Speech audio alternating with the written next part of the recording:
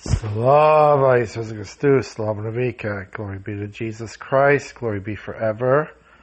This is Father Basil again, and reading again from this document, Love is Our Mission, the Family Fully Alive, from the Catechesis of the World Meeting of Families, Philadelphia 2015. And this section is called All Love Bears Fruit. Not everyone is called to marriage, but every life is meant to be fertile. Every life has the power and the need to nurture new life, if not through bearing and child raising, then through other vital forms of self-giving, building, and service. The church is an extended family of different vocations, each distinct but each needing and supporting the others. Priesthood, religious life, and the celibate lay vocation enrich and are enriched by the witness of the married state. The different ways of being chaste and celibate outside of marriage are ways of donating one's life to God's service and the human community. Two of the Church's sacraments are unique in that they are both devoted to the salvation of others. Both holy orders and marriage confer a special grace for a particular mission in the Church to serve and build up the people of God. In other words, not all men and women need to be biological parents to radiate God's love or to take part in the family of families we know as a church. The vocation to the priesthood or vowed religious life has its own integrity and glory. The church always needs priests and religious, and parents must help all their sons and daughters listen for the possibility that God might be calling them to offer their lives in this way. Furthermore, there are many celibate lay people with their own irreplaceable role in the church. The church fosters many distinct ways of practicing celibacy, but all of them are, one way or another, a call to serve the church and foster communion in ways that are analogous with parenting. Authentic celibacy, whether lay, ordained, or vowed, is oriented towards social and community life. To be a spiritual father or spiritual mother, perhaps as a member of the clergy or religious, but also as a godparent or an adopted relative, or a catechist or a teacher, or simply as a mentor and friend, is an esteemed vocation, something essential for a healthy and flourishing Christian community. St. John Paul II once reflected on the maternal qualities of Mother Teresa, and by extension, the fruitfulness and spiritual fertility of celibate life more generally. It is not unusual to call a religious mother, but this name had special intensity for Mother Teresa. A mother is recognized by her ability to give herself. Seeing Mother Teresa's manner, attitudes, way of being helps us understand what is meant to her. Beyond the purely physical dimension to be a mother, it helped her to go to the spiritual root of motherhood. We certainly know what her secret was. She was filled with Christ, and therefore looked at everyone with the eyes and heart of Christ. She had taken seriously his words, "I was hungry and you gave me food." She therefore had no trouble in adopting her poor as children. Her love was concrete and enterprising. It spurred her to go where few had the courage to go, wherever poverty was so great as to be frightening. It is not surprising that the people of our time were fascinated by her. She incarnated that love which Jesus indicated as the distinctive mark of the disciples. By this, all men will know that you are my disciples, if you have love for one another. Radiant lives like Blessed Teresa of Calcutta and St. John Paul II show that celibacy in its many varieties can be a compelling, beautiful way of life. The rationale and possibilities of celibacy. Earlier, citing St. Augustine, we saw that the purpose of having children was not merely to continue the species and build up civil society, but to fill the heavenly city with the joy of new life. This distinction between the natural goal of procreation and the theological vocation to prepare for the kingdom of God in full flower enables the church to make a further point. To fulfill their destiny as men and women, all persons can be fruitful, but not everyone need marry. The church offers marriage as a vocation, a possibility. It therefore cannot be a law or a requirement for a flourishing Catholic life. It follows then that celibacy needs to exist in the church's social life in order for marriage to be a matter of freedom rather than compulsion. Celibacy is the alternative if there is indeed more than one way to order one's sexual life, one's maleness and femaleness to heaven. Family life is the vocation that God inscribed into the nature of man and woman, and there is another vocation which is complementary to marriage, the call to celibacy and virginity for the sake of the kingdom of heaven.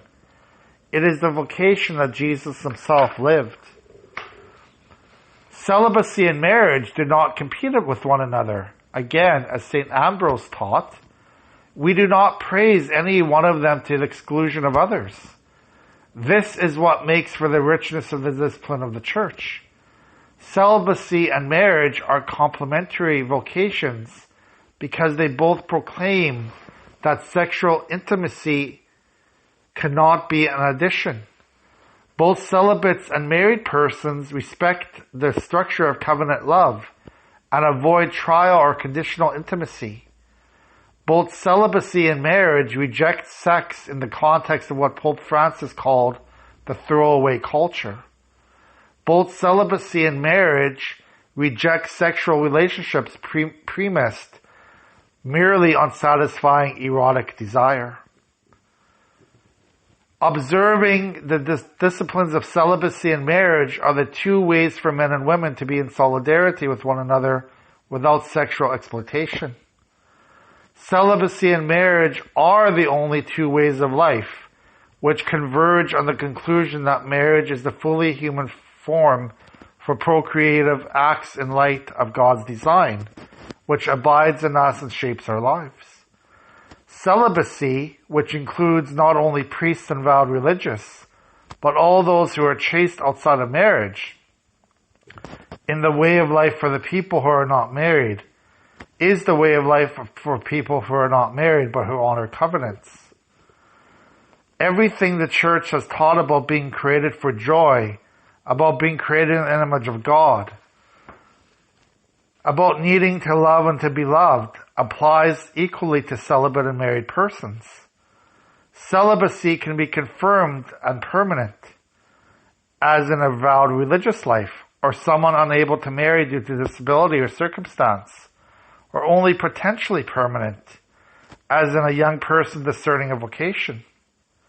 In all of these cases, celibacy follows in the footsteps of Jesus, flourishing by offering the self to God and trusting his plan, and building a life premised on loving others with mercy, patience, generosity, and service. In any society, many will be marginalized if marriage is seen as mandatory, as if one needs a romantic partner in order to be complete. Celibacy in the church rebels against this misleading idea. For example, widows are often cast aside in traditional societies, and single people in modern cities often socialize in clubs, pubs, and bars, where promiscuity is normal. To create alternative space, where people who are not married can experience joy and have a mission, is a profound hospitality, something Christians need to do for one another as a form of liberation and welcome. Some people, due to circumstance beyond their control, will want to marry but will not be able to find a spouse. A life of hope and waiting does not mean abandonment to a sterile existence. When living in active readiness for God's will, as it unfolds in one's own personal history, making Mary's fiat one's own, blessings can accrue. Because everyone is called to give and receive love, because Christian love is outward looking, celibacy is a communal practice. When we love one another chastely outside of marriage, the fruit is friendship. The virtue of chastity blossoms in friendship. Chastity is expressed notably in friendship with one's neighbor.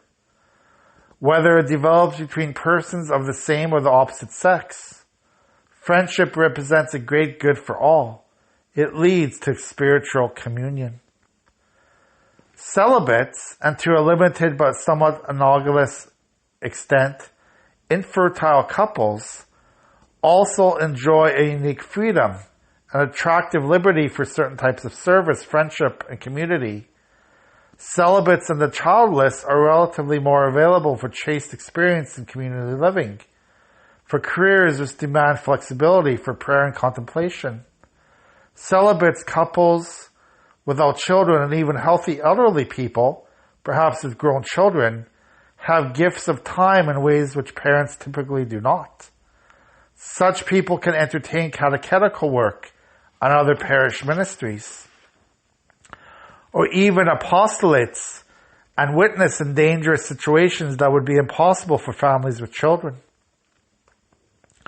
The unmarried or otherwise childless enjoy an availability which gives them somewhat more discretion and creativity about the possibilities for hospitality and friendship. When St. Paul counsels celibacy, he thinks he is offering a possibility which has its challenges, but it also has its benefits and freedoms.